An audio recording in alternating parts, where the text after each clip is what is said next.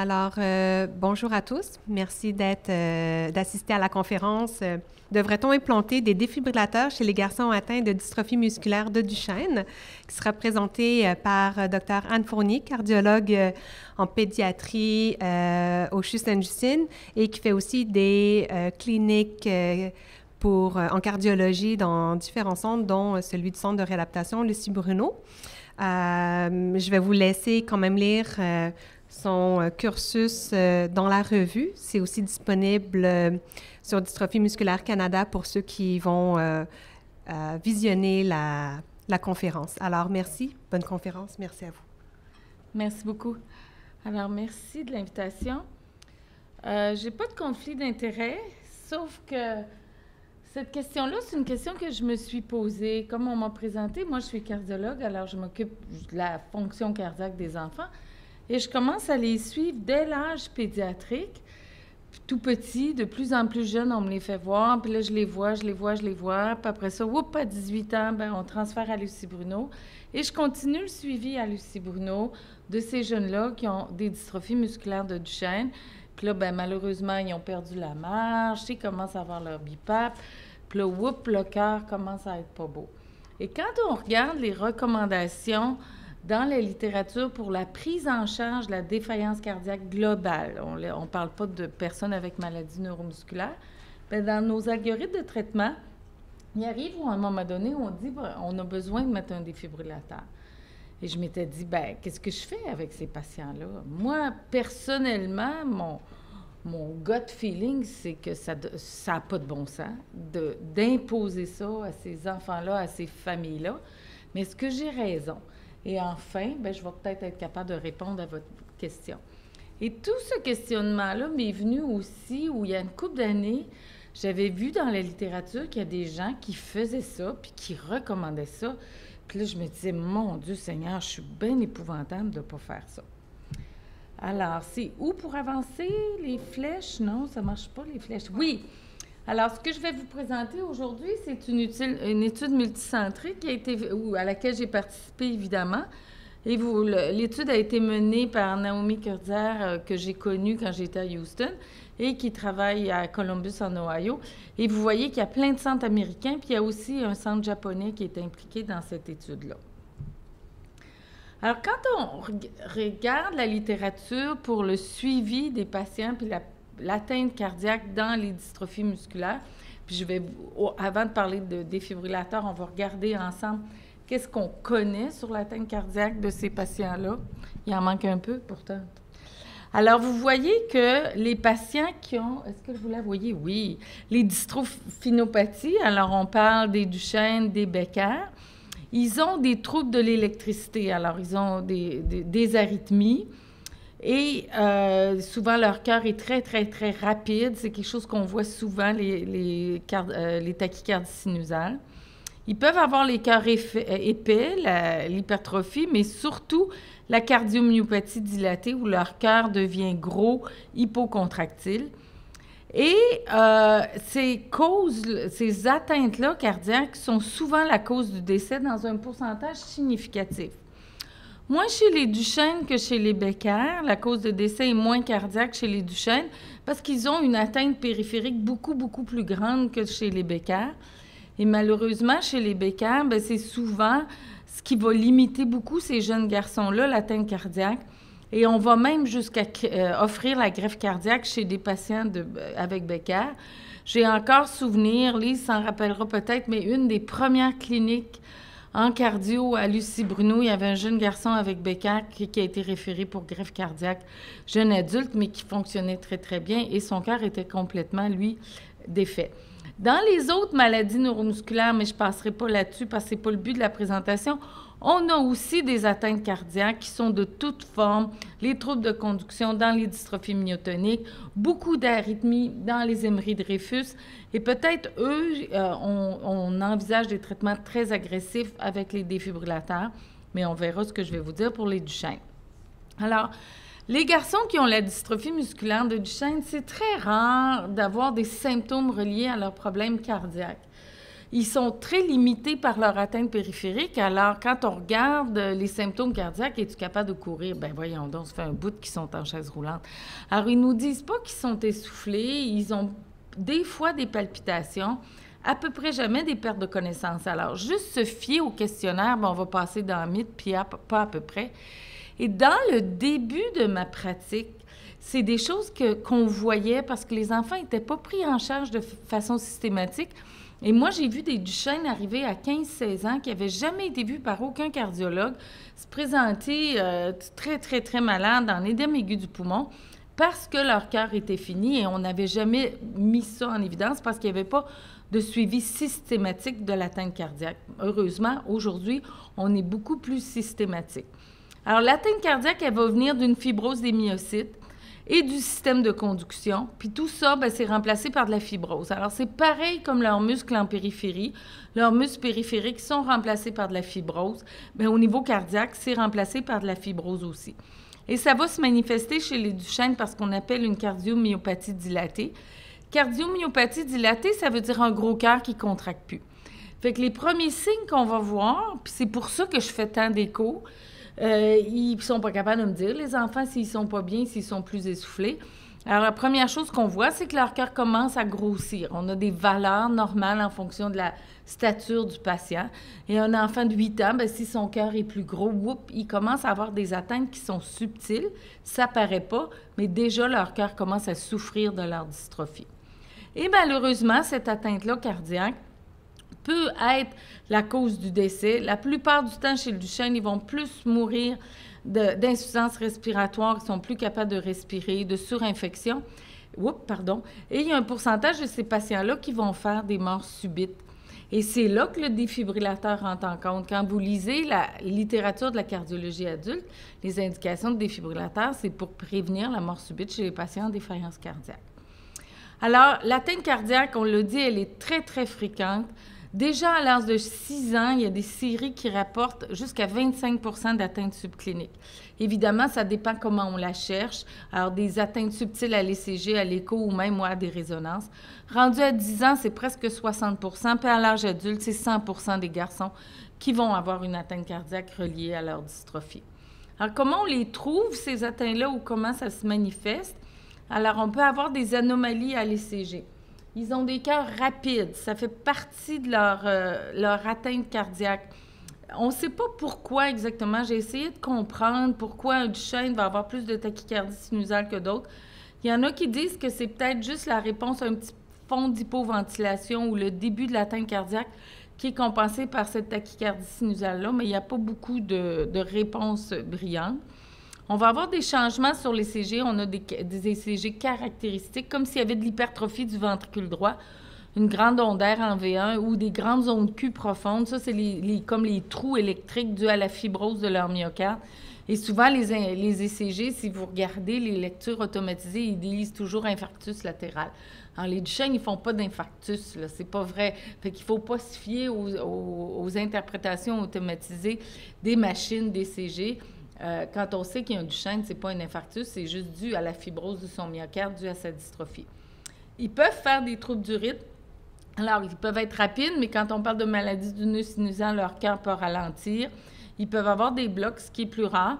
Mais ce qu'on voit rendu plus vieux, c'est qu'ils se mettent à se faire des arythmies auriculaires. Comme n'importe quel patient que son cœur flanche, bien, il se met à faire des arythmies. Des arythmies qui peuvent être mortelles, comme la fibrillation ventriculaire, et à l'extrême de ça, la mort subite. Alors, c'est là que le défibrillateur, on peut se poser la question, s'ils sont à risque de faire ces arythmies-là qui sont mortelles, est-ce qu'on ne devrait pas penser de les traiter? La cardiomyopathie dilatée qu'ils vont avoir, je l'ai dit, va donner une dilatation des cavités cardiaques. Les parois cardiaques deviennent beaucoup plus minces. Il y a une fibrose du myocarde, puis on voit des parois très, très minces. Et quand on fait nos échos, on calcule la fonction systolique, la force de pompe du cœur, et on a des indices, des fractions de raccourcissement, fractions d'éjection. Vous voyez ça sur le rapport d'écho. Alors, c'est ces chiffres-là qu'on mesure à chaque fois que le patient vient faire son écho. On a de plus en plus des indices échographiques beaucoup plus sensibles qu'on appelle le Doppler tissulaire. puis on peut mesurer des indices qui vont être plus précoces que ces signes-là. Alors, c'est un autre élément qu'on rajoute. Et enfin, à la résonance magnétique, il y a des groupes qui recommandent de faire des résonances magnétiques de façon systématique à cette clientèle-là pour essayer de détecter la fibrose. On est capable de voir ça, la fibrose du cœur à la résonance. Et le fait de voir de la fibrose, est-ce qu'on serait plus agressif dans notre traitement? Le problème de la résonance, ceux qui savent comment ça marche, bien, il faut le sédationner. Ça dure 1 heure. Il faut y coucher sa civière. Fait que juste ça, moi, en regardant la clientèle, je trouve ça d'une agressivité. En tout cas, je ne suis pas sûre que, tu sais, je ne l'ai pas prescrit souvent, les résonances magnétiques chez des garçons avec la dystrophie, parce que de toute façon, ben, je commence leur traitement médicamenteux jeune. De façon particulière, ça va toucher cette partie-là du myocarde. Alors, vous avez un cœur qui est représenté face à vous, l'oreillette gauche, le ventricule gauche et la aorte. Et la partie qui va commencer à être atteinte, où la fibrose va se loger, c'est la partie de la paroi postérieure latérale. Et on le voit très, très bien à l'écho au début. Alors, on appelle ça, nous, avec Joanne, la technologue, là, que plusieurs d'entre vous connaissent, on le voit tout de suite, la balloune. Puis des fois, on se dit « Ah, c'est un cœur de Duchenne ». Ils sont bien, mais on voit vraiment tout de suite l'atteinte à ce niveau-là dès le début. Alors, qu'est-ce qu'on fait? Bien, des ECG, des échos. J'ai parlé un peu de résonance magnétique. On peut faire de la médecine nucléaire aussi, des fois, mais encore une fois, c'est des tests plus invasifs. Et on peut aussi faire des marqueurs sanguins. Alors, il existe des hormones du cœur, si je peux appeler ça comme ça, le brain natriuretic peptide, alors, est sécrété par le cœur quand le cœur se dilate. Alors, on utilise ces marqueurs-là pour avoir une idée de l'atteinte cardiaque. À Marie-Enfant, on les fait de routine dans nos suivis. À Lucie Bruno, c'est un peu plus difficile, mais c'est un élément de plus et c'est quelque chose qui est très, très utilisé dans les cliniques de défaillance cardiaque aussi pour suivre ces patients-là. Ça a des corrélations avec le pronostic, le degré d'atteinte. Fait comme ça, on peut ajuster notre traitement un peu mieux si on a des valeurs élevées ou si on n'est pas sûr, c'est-tu le cœur, c'est-tu les poumons. Des fois, ces marqueurs-là sanguins peuvent nous aider à suivre nos patients. Alors, un exemple d'un ECG, chez un adulte, vous ne devez pas voir autant d'ondes ici en V1. Le RSR', c'est vraiment le signe de la grande ondaire en V1. Et vous avez ici des ondes profondes en bas, alors les fameuses interprétations d'infarctus, mais ça n'en est pas un. Alors, qu'est-ce qu'on regarde à l'écho? Fait que je me suis permis de vous mettre des images. Alors, c'est comme ça qu'on mesure. Fait que vous avez le patient ici qui est couché. Ici, c'est la pointe du ventricule gauche. Ici, c'est l'aorte. Et on trace une ligne à travers le ventricule gauche. Sur le dessin, la paroi latérale qui n'est pas belle, c'est cette zone-là ici. Fait que quand on va tracer notre ligne au modem, on va passer par la paroi latérale du ventricule gauche. Et là, ben, on a le ventricule droit en avant, le ventricule gauche, puis on mesure le volume en diastole et on mesure le volume en systole quand il se contracte. Et à partir de là, on fait une équation. Puis on arrive à mesurer une fraction de raccourcissement puis une fraction d'éjection. Alors, une fraction de raccourcissement normale, c'est entre 28 à 40. Puis une fraction d'éjection, c'est en haut de 50-55. Alors, cet exemple-là, c'est un cœur normal. C'est un patient qui n'a rien. Il y a une fraction d'éjection tout à fait normale. Cet écho-là, c'est un écho d'un jeune garçon qui a un Duchenne. Alors, déjà, il est rendu beaucoup plus costaud quand il prend ses stéroïdes. Fait que les images ne sont pas aussi claires que l'écho que je vous ai montré d'avant. Et on va tirer la ligne, puis on voit que la zone ici bulge un peu. Et là, ce qu'on voit, c'est que son cœur, vous voyez, il est beaucoup, beaucoup plus gros que le cœur précédent, je vous ai montré. Puis les excursions du septum puis de la paroi postérieure sont moins grandes. Fait qu'il commence à avoir une atteinte cardiaque. Les premiers signes, la dilatation, puis après ça, la baisse de la fraction de raccourcissement. Une fois qu'on a trouvé qu'est-ce qu'avait notre patient ou qu'on a des forts soupçons qu'il y a une atteinte cardiaque, bien, on va commencer des traitements. Des traitements d'abord de vasodilatateurs, des IECA, c'est enalapril, lisinopril, ou des ARA comme le losartan. Alors, c'est les médicaments qui sont recommandés. À quel âge on doit les commencer? Il y a des gens qui disent 10 ans.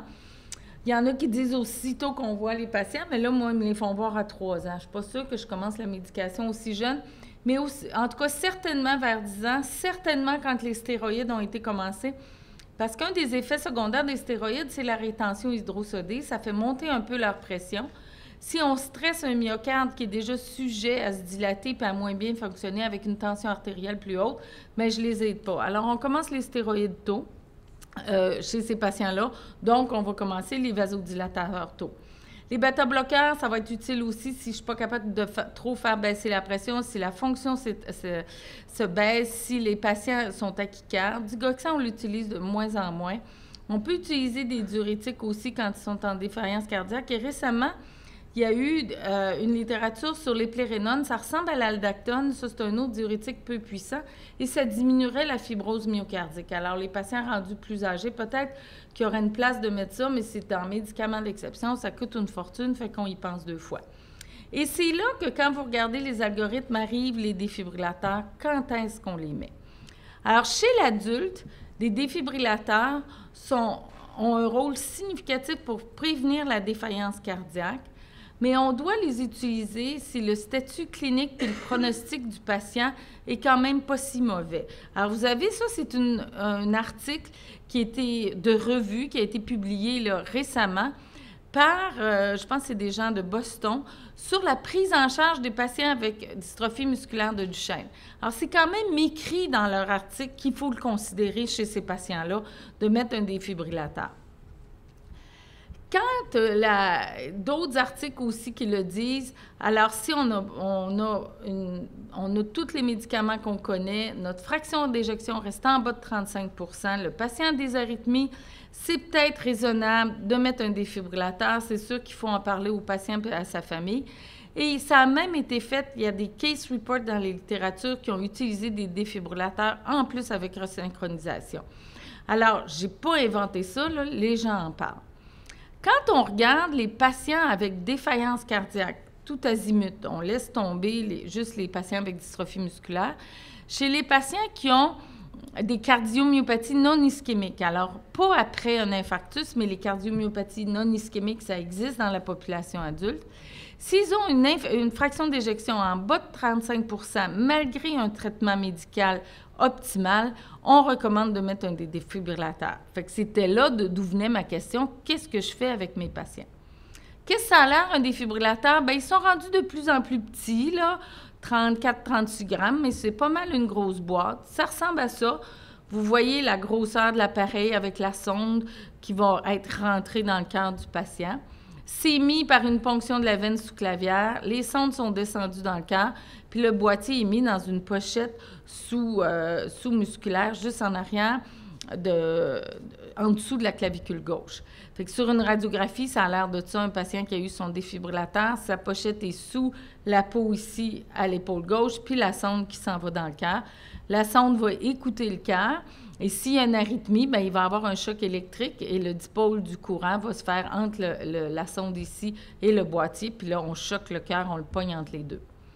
Il existe des défibrillateurs sous-cutanés. On n'est pas obligé de les implanter à l'intérieur du cœur. Alors, on met la sonde sous la peau puis le boîtier sous l'aisselle, comme ici. Est-ce que ce serait moins invasif, envisageable chez ces patients-là? Peut-être, mais je n'ai pas vu de rapport, en tout cas de fait, chez les Duchenne. Et l'autre chose aussi, c'est qu'il y a les défibrillateurs externes. On les voit partout dans les aéroports.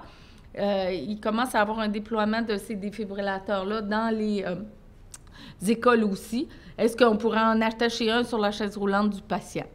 On ne sait pas. Alors, notre étude, on a voulu voir l'incidence des arythmies puis comment on pouvait utiliser les défibrillateurs. Je vous l'ai dit, c'est une étude rétrospective et prospective multicentrée. Tous les patients avec dystrophie musculaire de Duchenne ou de Becker qui avaient une fraction d'éjection en bas de 55 % mesurée soit par écho ou résonance ont été inclus dans l'étude. On prenait la démographie, l'histoire clinique, les arythmies, l'imagerie et le défib s'il y avait des défibs. Alors, il y a 124 sujets qui ont été inclus. C'est quand même un bon groupe d'âge, entre 10 et 51 ans. Il y en avait 19 qui avaient des Becker, la majorité des Duchenne. Les fractions d'éjection se promenaient entre 6 et 55 % pour une fraction d'éjection moyenne à 37 %. Mais il y avait quand même 49 patients qui avaient des fractions d'éjection en bas de 35 % selon les critères que je vous ai montrés pour la défaillance. Là-dessus, il y a un pourcentage significatif de patients qui avaient des arythmies ventriculaires qui pouvaient être soutenues ou non soutenues, beaucoup d'arythmies auriculaires aussi, donc ça existe chez nos malades. Et 9 patients avaient eu des défibrillateurs. 9 pour prévention primaire. Prévention primaire, ça veut dire qu'il n'y avait jamais eu de choc, jamais eu d'arythmie. Et on leur a mis parce que sur la base, il y avait une fraction d'éjection basse.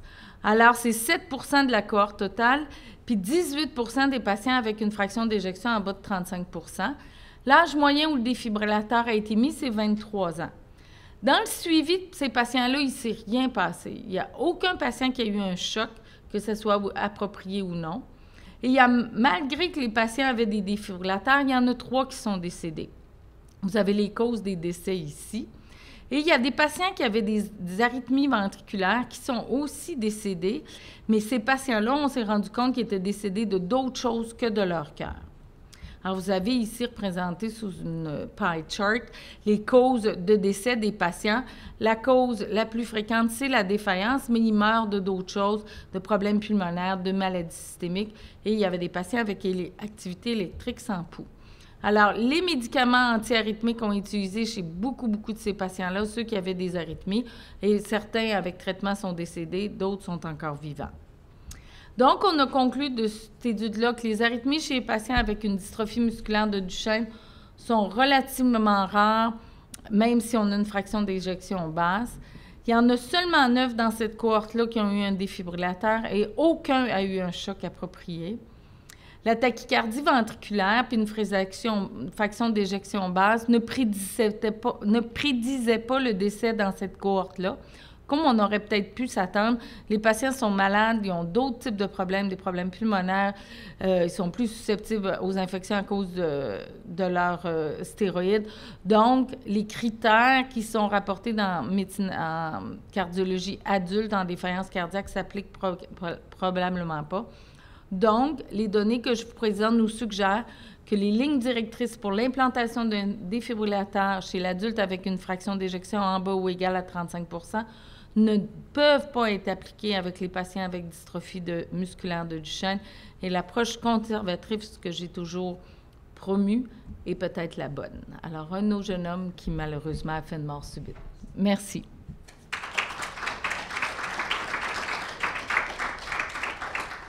Bonjour, je suis une résidente en physiatrie de Québec. Je voulais savoir si ça arrivait que vous faisiez des épreuves de type effort pour mesurer le risque cardiovasculaire. Une épreuve d'effort, il faut, souvent ils perdent la marche, 13, 14, 15 ans, là, tu me corrigeras, Josée, mais oui, ben, ou dans le genre stress testing avec soit écho. Juste les mains, puis tout ça. Bien, je pense qu'ils ont tellement de faiblesses musculaires qu'on ne serait jamais capable d'avoir une évaluation du travail, qui serait fait en périphérie pour tester leur cœur. Fait que c'est pas quelque chose qu'on fait, puis j'ai jamais rien lu là-dessus. Ni chimiquement, je veux dire, avec les... tu veux dire comme un écho d'obus? Oui. Alors, ces tests-là, de stresser le cœur, c'est pour mettre en évidence l'ischémie. Ces tests-là qui sont faits en médecine adulte, c'est pour détecter de l'angine ou une maladie cardiaque athérosclérotique. Ils font pas ça, mais Duchenne. Ce qu'ils font, c'est de la défaillance puis la dysfonction myocardique. Fait que moi, ça m'aidera pas de savoir s'il y a de l'ischémie. Comme souvent, je me fais demander, il s'est plein de douleurs dans la poitrine, voulez-vous le voir plus vite, docteur Fournier? Non, parce que je sais que c'est pas son cœur, c'est ses muscles qui font mal, t'sais. Josée Larochelle, physiatre pédiatrique à Sainte-Justine et au CIUS de l'Estrie. Ma question est en lien. Il y a beaucoup d'études, il y a de plus en plus d'études sur l'effet de l'activité physique, les contractions excentriques pour améliorer les forces musculaires chez les patients avec dystrophie musculaire. Au niveau cardiaque, est-ce qu'il y a des études qui ont été faites ou qui sont envisagées pour voir l'effet de l'activité physique sur la fonction cardiaque, comme on voit chez les adultes ou les cœurs plus normaux ou avec insuffisance cardiaque? Ah oui, moi, j'ai rien lu chez le Duchenne comme tel. Mais je vois pas pourquoi ça nuirait. Au contraire, je pense qu'on pourrait appliquer les données que tu décris là, en médecine adulte. Quelqu'un en défaillance qui bouge, il est gagnant de faire ça. Alors, si on pouvait aider nos jeunes garçons à bouger, c'est sûr.